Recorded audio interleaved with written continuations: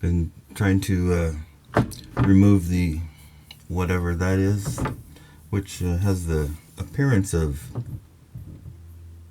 I don't know what you call it, like when my ear was bleeding like 4 or 5 years ago, and my eyebrows and stuff would just spontaneously bleed.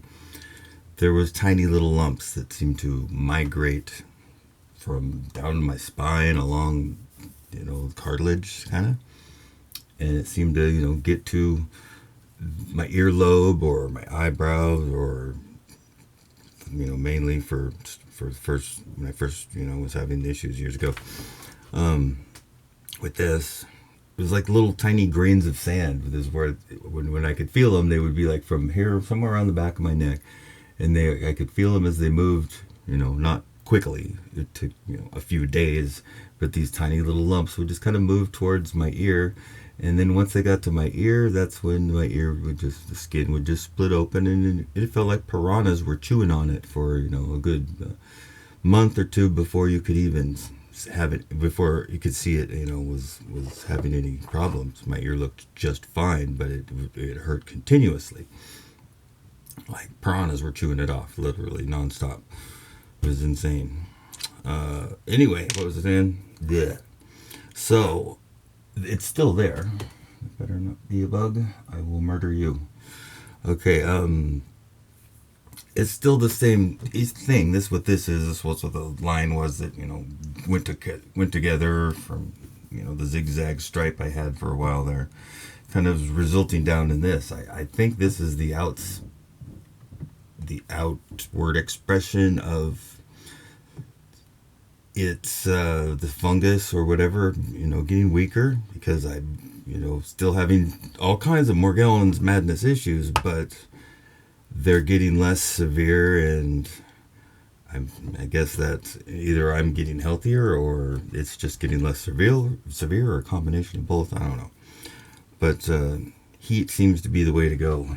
Heat and heat, but not at the same time, because that's highly flammable, and it's not like you don't want to be one of those monks, although there's anyway, set themselves on fire and stuff, like the Rage Against the Machine album cover. They got the monk sitting there in a car with the hood up, and he's just like lit on fire. I wonder if that's a real picture of a monk.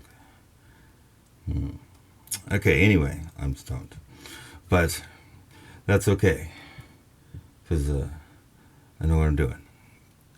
So I get desensitized to the heat after not at all times. Sometimes I'm still very sensitive to it, and other times it's like I can't even burn myself.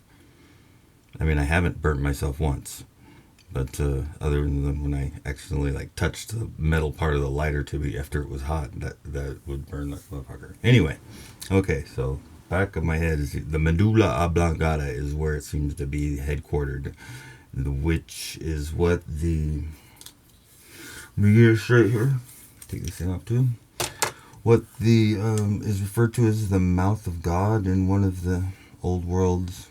I'm not sure which.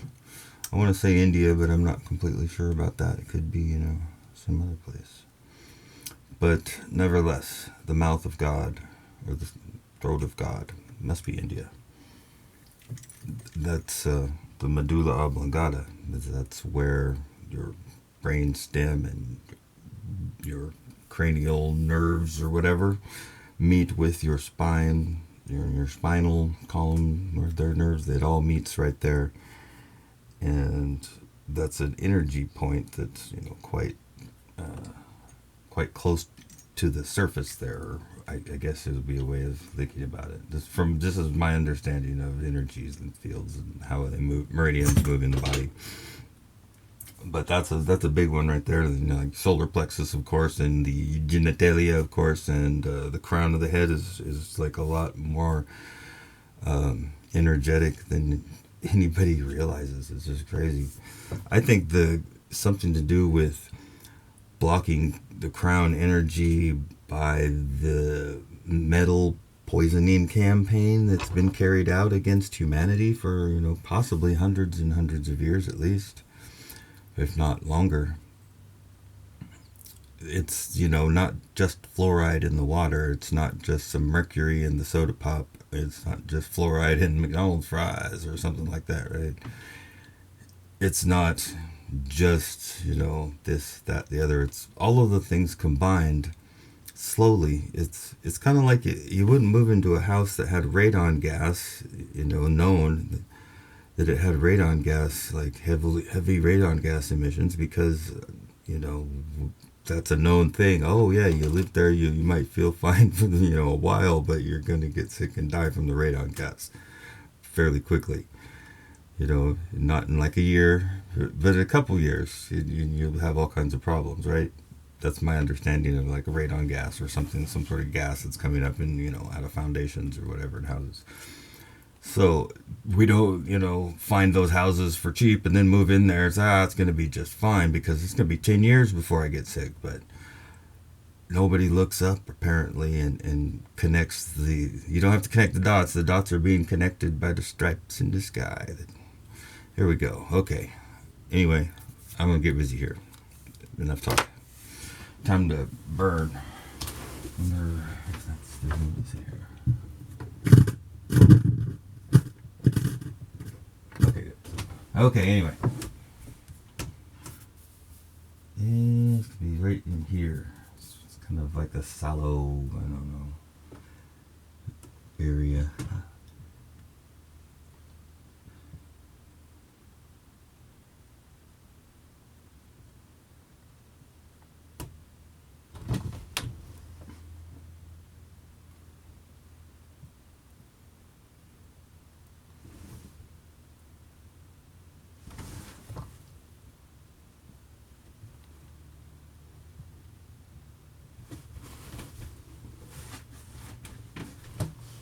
Another pillow.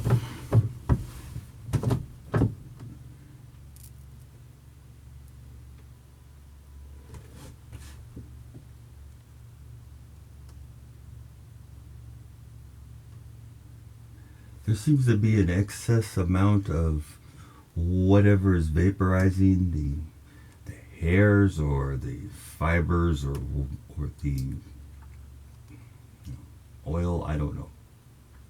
Whatever's vaporizing is absorbing the BTUs of heat so that it's not burning me as long as I stay in the right spot with it, and it kind of moves around where it's absorbing the heat and it's not burning me. But if I follow it and I stay on it, it's just like it won't burn me almost. I mean, I'm sure I could if I really tried, but yeah, it's very weird. It's like magnetic or almost in nature, like trying to push two magnets together and it moves away. But as long as you keep them there, you can, you know, that's the best analogy I can think of. Anyway, I'm getting like this down the sides of my neck because it kind of feels like, okay, I'm not going to say this is what it is, but when there's heavy airplane activity or it seems as if the, you know, the frequency is turned up high on the whatever 5G machine maybe, it's as if my veins, well, my veins will like be pillowy soft, but they'll get all bulged, and my wrists will start to throb, and you know, still it used to be huge, but now it's just a small area. Still does it though, and when that happens, I get weird pains, you know, in the joints, and my ears ring, and brain fog, of course. What I'm trying to say is, it feels like something in my veins, in my bloodstream, is being electrified, or like energized. It's like the swelling is not, you know, because of activity. I could be just sitting there, and I don't, you know, how's like along the veins where they bulge out, I can see the hairs and texture of my skin will change color a little bit and change its texture a little bit right along them, but only when they swollen and, like, you know, but only when there's an airplane, you know, an air show going on. And for the most part, I mean, that's as weird as that sounds. I've confirmed it 50 million times, so right to this day, it's insane. It's as if there's no amount of air traffic that could be going over people's homes at whatever low altitude that is not normal or could be considered excess.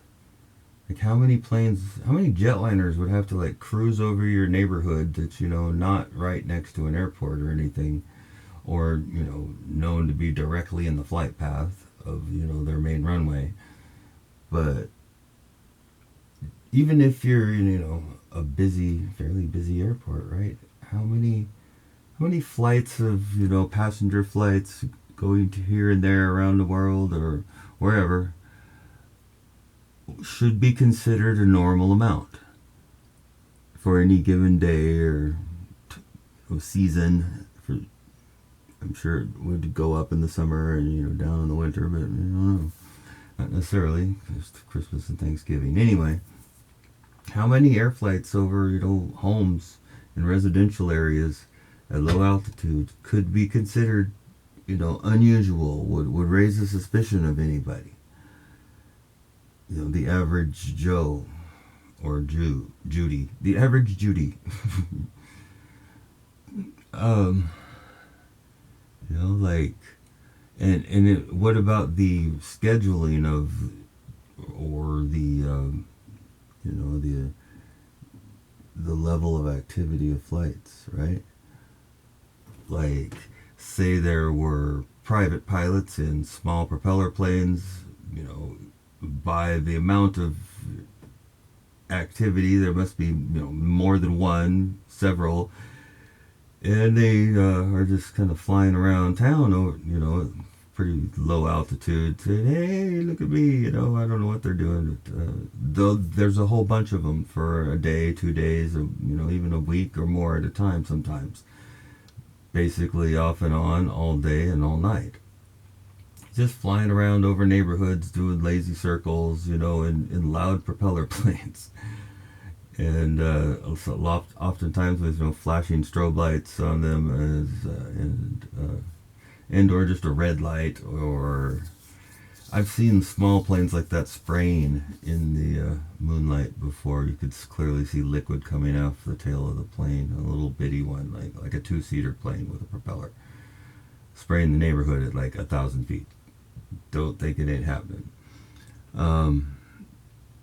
How much could be considered, unusual if those type of flights? And then on top of that, there'll be the Kimberly T. Rails and her crew, flying formation, just making tic-tac-toe and 666 in the sky, and XXX and YYY, and those can drift down into those wacky wailing inflatable arm flailing tube man looking clouds. So they got these two ghostly arms. It looks like a sheet all spread out in the wind. Sometimes it looks like a dragon. I saw one the other day. It looked like some sort of dragon, like an evil dragon, though not like a cool dragon. I mean, a good dragon would be good. You don't want to have an evil dragon hanging around you. You'll get eaten is really what would happen. And or you might just get dismembered and he'll leave you alive to toy with you because he's evil, right? You don't want an evil dragon. And that's what we got, evil fucking dragons. There's a good and there's an evil in all things, even dragons. Speaking of fire. Okay, to the medulla. Come on. Big money, no whammies.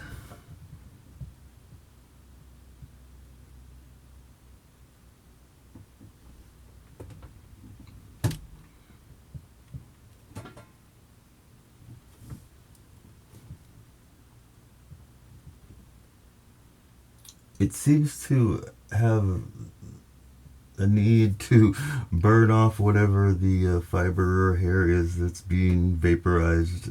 It's excessive amounts of it where there's scar tissue. And I basically broke my neck and my collarbone fractured in my sternum when I was 13, like in a inner tubing accident.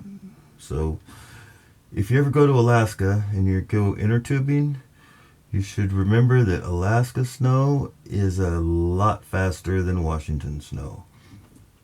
I made a jump and I hit the jump so hard because I didn't realize I'd be going that fast that the tube shut out from under me and I flipped over and bounced and skidded on my head on the ice. And so yeah, I did some damage to the C1, C2, and that's, of course, where I have pain to this day.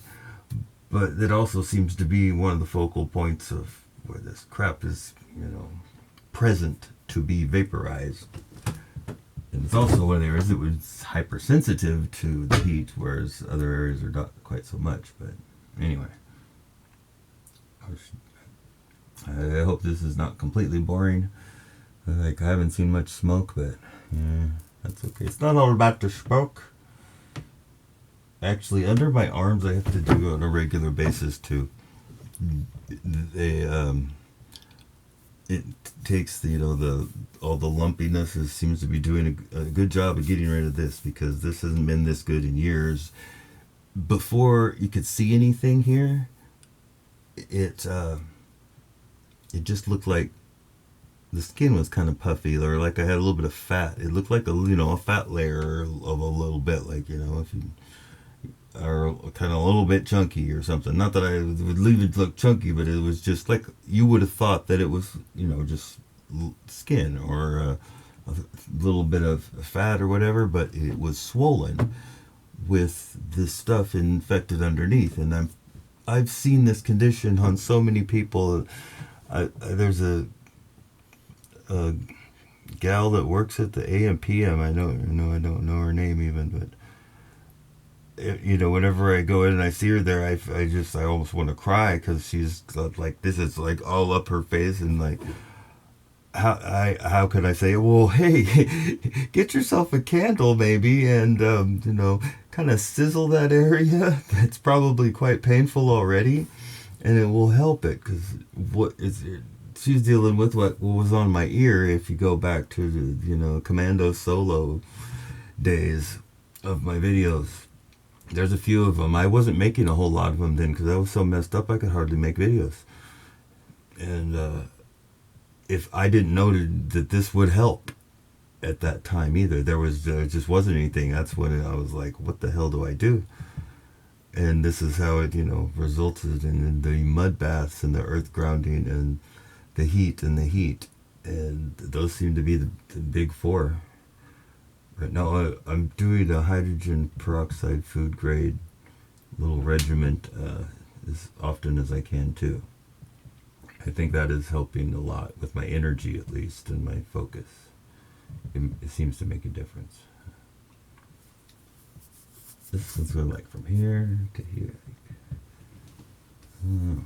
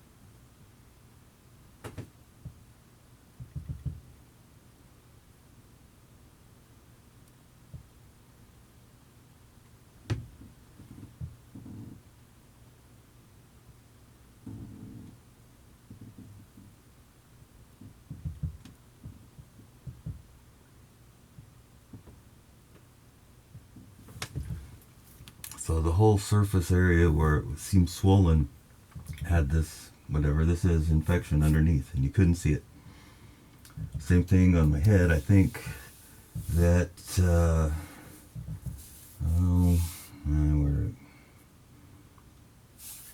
I don't know where to go from there anyway. Shit. Wherever it's swollen, I'm trying to say. Like, I could feel it on my scalp even. It was a little bit more hard layer, but like this area right here was slightly more swollen than the rest. Although the sides were swollen in a different way though, but this was kind of like felt like a calcium deposit, like the damn supposed calcium deposits of the shoulders and the elbows and the whatever, the corners of my eyebrows, but those are gone now. Or the calcium deposits. That's another way of saying, calcium deposits. That they might as well just call it calcification, which is what happens when crystals of metal are ingested and inhaled and fill every nook and cranny of a living body. They begin to accumulate, and then they form little lattice networks with each other, and they crystallize and calcify wherever they're in. And if they're inside your glands, they calcify it. Oh, guess what? You've got cancer. Or if it's in your joints, it's, oh boy, you got some rheumatoid arthritis. Or if it calcifies inside your brain, oh, you've got a brain tumor. If it calcifies in your heart, you've got a heart valve problem or whatever. If it calcifies in your lungs, you get it. You see, it could be one source of all of those major disorders, the result of one thing. One thing being metal toxicity of a handful of specific metals. And really, I mean, any metal could theoretically toxify you, of course, but these are specific metals, and they're known to do what they do for hundreds of years at least. If there's anybody who thinks that the scientific community hasn't known that aluminum oxide is not good to breathe, through welding and stuff for over 200 years, probably more, they're ridiculously ignorant and naive. Wow, I didn't even cuss. Nice. I'm sure I'll get back to it later, but like we don't know what aluminum oxide does, what the effects are of toxicity of it, or the symptoms of metal toxicities of your aluminums and mercuries, and I want to say chlorine as well, definitely. The onset of toxicity level of whatever, the onset of toxicity of those types of metals are the same as the effects of aging. Just it's just aging. We're talking your white and silver hair. That's not because you're aging. That's because you have so many toxic metals in you. It's not because the pigment cells quit working in your hair follicles and they quit making color. They probably do quit working, but they don't quit working because you're old. They quit working because you're filled with toxins that choke them out, basically, and they quit working. And then the hair begins to turn white because those same toxins are still filling every nook and cranny and every cell, and they turn the cell the color of the metal particle, which is very close to white in all these cases, with slate, yellow or a silver or a pinkish color, which is what the aluminum would have, because aluminum's the pink, barium's the yellow, ruddy yellow, and strontium's a silvery blue. So anyway, these are crystals. They're little crystals of metal, and at the micro nanoscopic level of the world, according to science, of course, electromagnetism rules supreme. There is no fake gravity to be applied in there, and it's electrical. So